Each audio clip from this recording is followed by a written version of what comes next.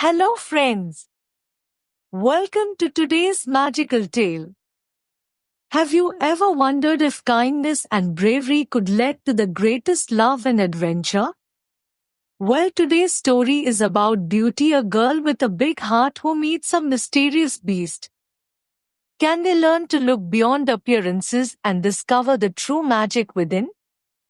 Get ready to explore enchanted castles, talking creatures, and a story that shows how love and courage can conquer anything. Stay tuned for the timeless classic Beauty and the Beast. Beauty and the Beast.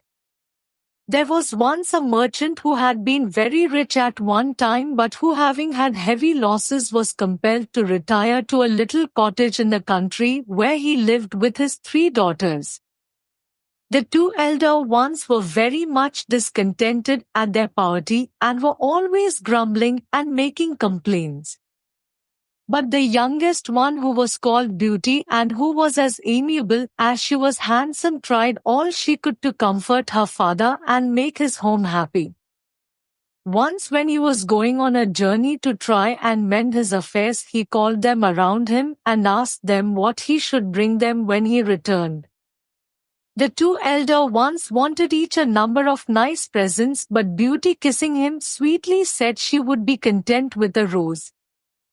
So when the merchant was on his way back, he came to an elegant garden of which the gate stood open, and thinking of Beauty's rose, he went in and, plucking a beautiful one, prepared to proceed on his journey.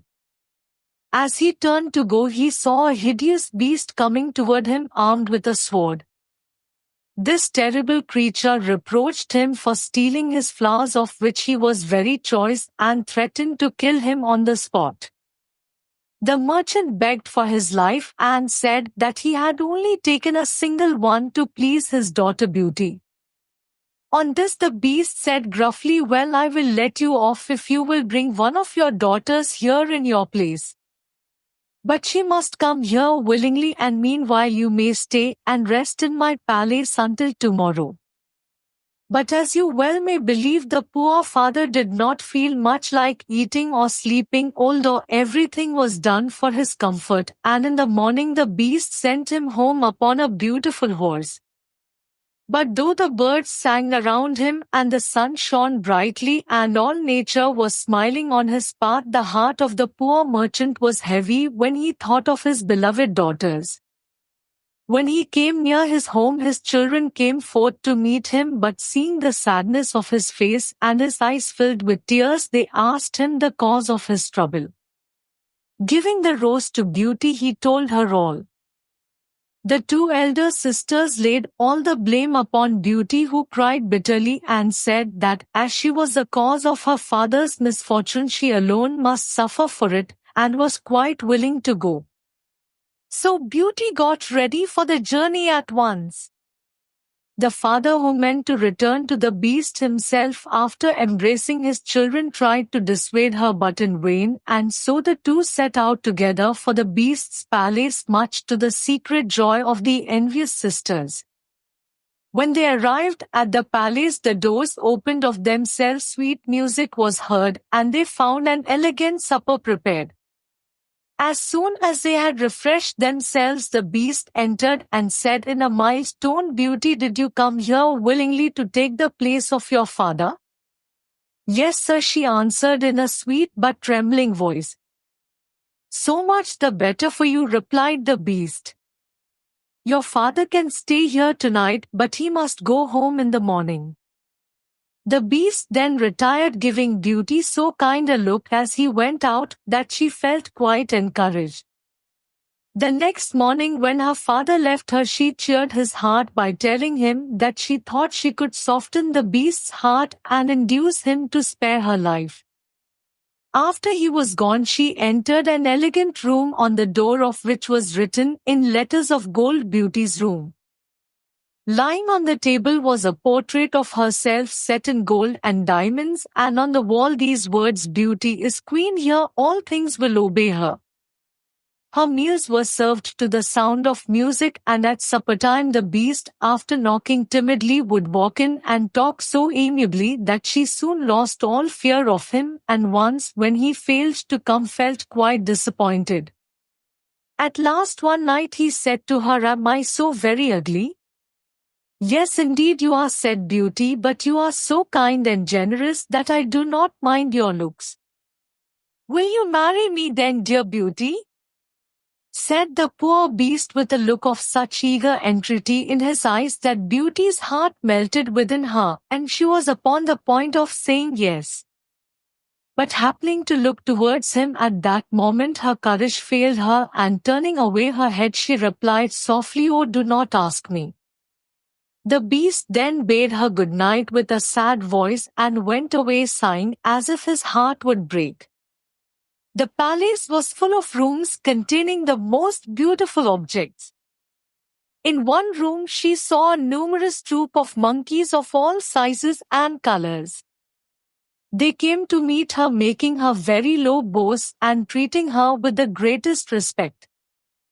Beauty was much pleased with them and asked them to show her about the palace. Instantly two tall and graceful apes in rich dresses placed themselves with great gravity one on each side of her, while two sprightly little monkeys held up her train as pages.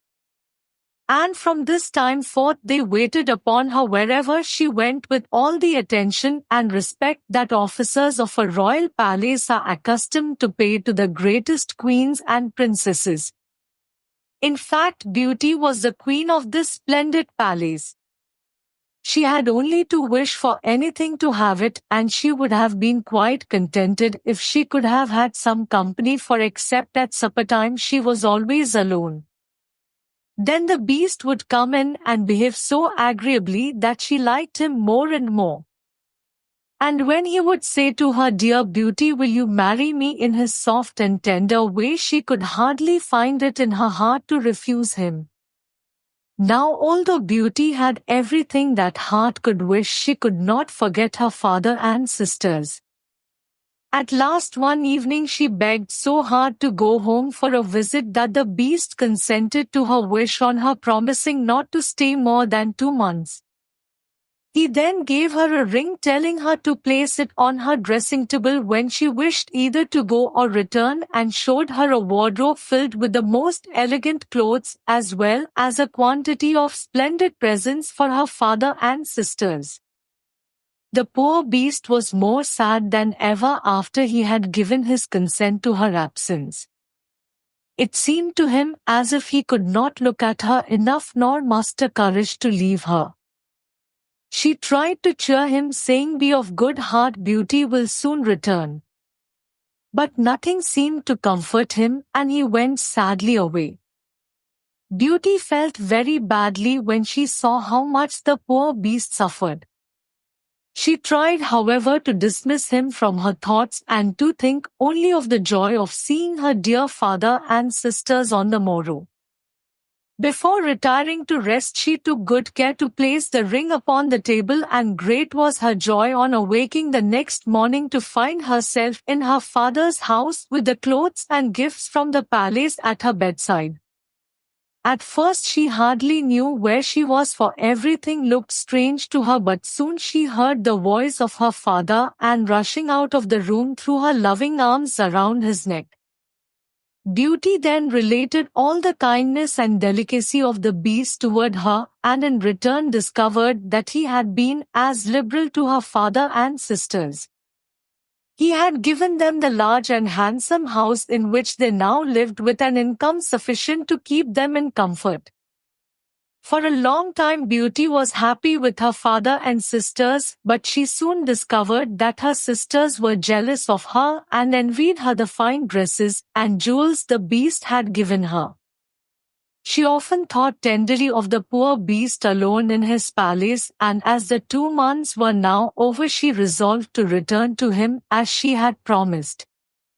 But her father could not bear to lose her again and coaxed her to stay with him a few days longer, which she at last consented to do with many misgivings when she thought of her broken promise to the lonely beast.